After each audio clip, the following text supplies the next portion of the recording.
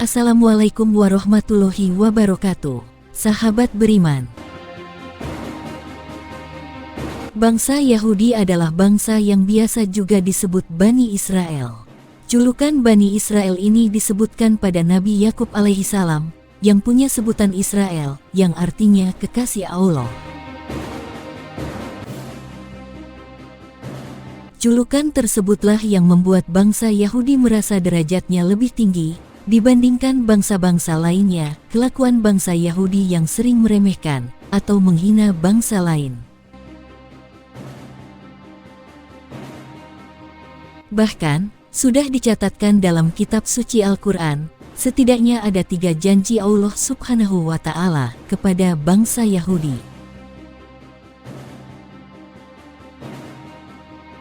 Lantas, apa janji Allah yang disebutkan Al-Quran kepada Yahudi? Seperti apa janji-janji Allah Subhanahu wa Ta'ala kepada Yahudi? Dan kapankah kebangkitan kaum muslim yang dijajah Yahudi? Simak ulasannya dengan menonton video ini hingga akhir, tapi sebelum lanjut, jangan lupa subscribe, like, dan aktifkan lonceng notifikasi untuk mendukung channel ini, supaya terus menyiarkan kabar Islam.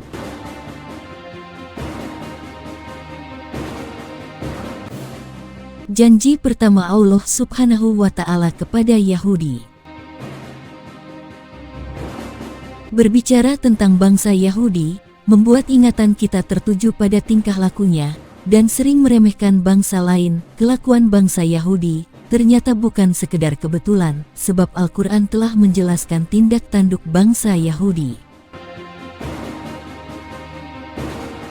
Allah Subhanahu wa Ta'ala berfirman, "Dan telah kami tetapkan terhadap Bani Israel dalam kitab itu, sesungguhnya kamu Bani Israel akan membuat kerusakan di muka bumi ini 2 kali, dan kamu pasti akan menyombongkan diri dengan kesombongan yang besar.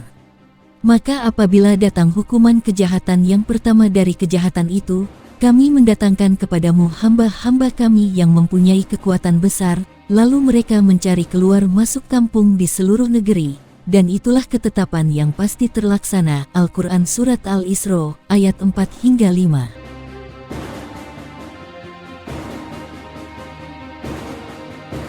Ayat tersebut turun di Mekah, jauh sebelum kaum muslimin mempunyai kekuatan di Madinah. Dalam catatan sejarah, bangsa Yahudi telah berkali-kali mengalami kehancuran sebelum datangnya Islam. Keberadaan bangsa Yahudi pernah hampir punah oleh kekuatan Babilonia dan Roma. Hal ini terjadi sebelum Islam datang.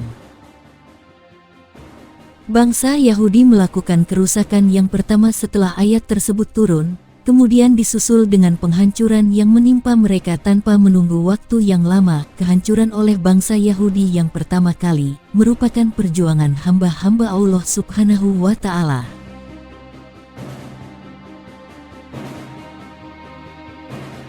Hal ini sebagaimana yang dijelaskan dalam Al-Quran, Dialah yang mengeluarkan orang-orang kafir di antara ahli kitab dari kampung-kampung mereka. Pada saat pengusiran kali yang pertama, kamu tidak menyangka bahwa mereka akan keluar, dan mereka pun yakin bahwa benteng-benteng mereka akan dapat mempertahankan mereka dari siksaan Allah.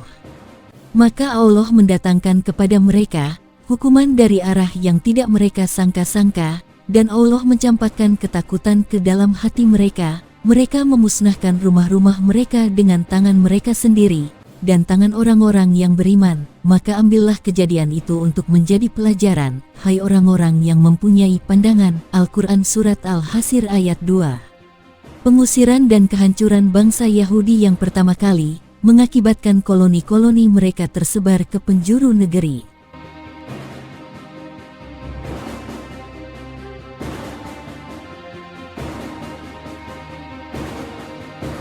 Janji kedua Allah Subhanahu wa Ta'ala kepada Yahudi.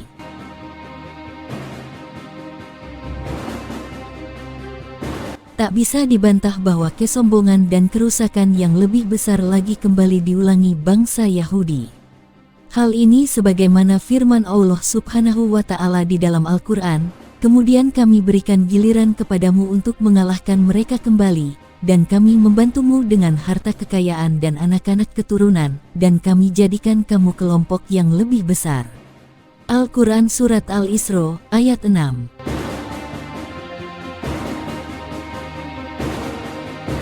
Ayat tersebut mengisyaratkan bahwa Allah Subhanahu wa Ta'ala memberikan kesempatan kepada Yahudi untuk mengalahkan orang-orang yang pernah mengusirnya, yaitu orang-orang yang pernah mengusir dan mengejar Yahudi keluar masuk negeri. Bangsa Yahudi berhasil membalas sakit hatinya dengan menduduki kembali negeri-negeri Sam dan Palestina. Yahudi juga mengalahkan kaum muslimin di wilayah tersebut.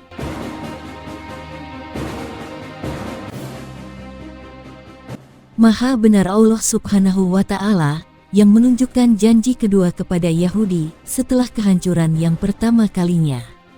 Hal ini terbukti dengan melimpahnya ekonomi maupun politik terhadap bangsa Yahudi Israel. Imigran Yahudi mengalir deras dari segala penjuru negeri ke bumi Palestina tanpa bisa dicegah kaum muslimin.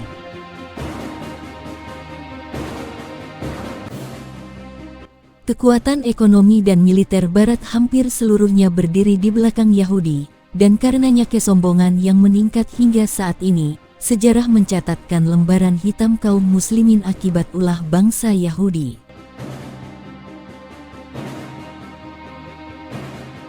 Janji ketiga Allah Subhanahu wa Ta'ala dan kehancuran Yahudi. Derita masyarakat Palestina akan penjajahan Israel membuat sedih umat Islam di seluruh penjuru negeri. Kekejian yang dilakukan Israel sesungguhnya hanya akan mempercepat datangnya siksaan dan hukuman Allah Subhanahu wa Ta'ala. Hal ini sebagaimana yang dijanjikan Allah Subhanahu wa Ta'ala yang dijelaskan di dalam Al-Quran. Jika kamu berbuat baik berarti kamu berbuat baik bagi dirimu sendiri. Dan jika kamu berbuat jahat, maka kejahatan itu bagi dirimu sendiri. Dan apabila datang saat hukuman bagi kejahatan yang kedua, tapi datangkan orang-orang lain untuk menyeramkan muka-muka kamu, dan mereka masuk ke dalam masjid, sebagaimana musuh-musuhmu memasukinya pada kali pertama, dan untuk membinasakan sehabis-habisnya apa saja yang mereka kuasai. Al-Quran Surat Al-Isra, ayat 7.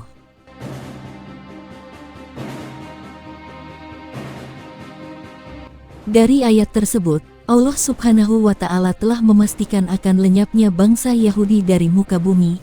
Maha suci Allah Subhanahu wa Ta'ala yang telah memberitahu kepada kaum muslimin akan memasuki kembali Masjidil Aqsa.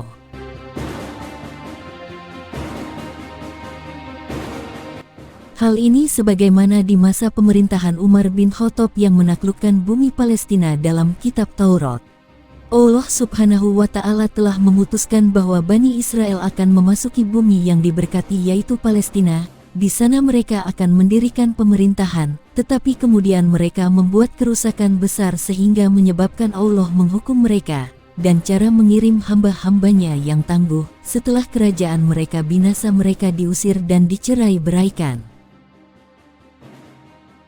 Hal ini sebagaimana dalam firman Allah Subhanahu wa Ta'ala, "Hai kaumku, masuklah ke tanah suci Palestina yang telah ditentukan Allah bagimu, dan janganlah kamu lari ke belakang karena takut kepada musuh, maka kamu menjadi orang-orang yang merugi." Al-Quran Surat Al-Maidah ayat 21.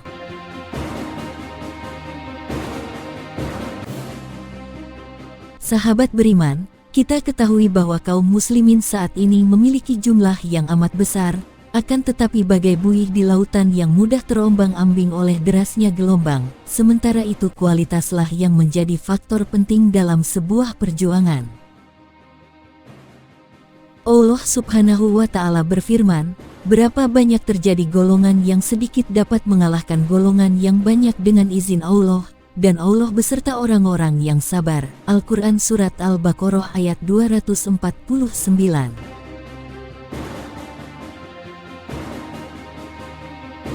Wallahu a'lam bishawab. Sahabat beriman, jangan lupa berbagi informasi dengan cara share video ini, karena sebaik-baik manusia adalah yang paling bermanfaat bagi manusia. Wassalamualaikum warahmatullahi wabarakatuh.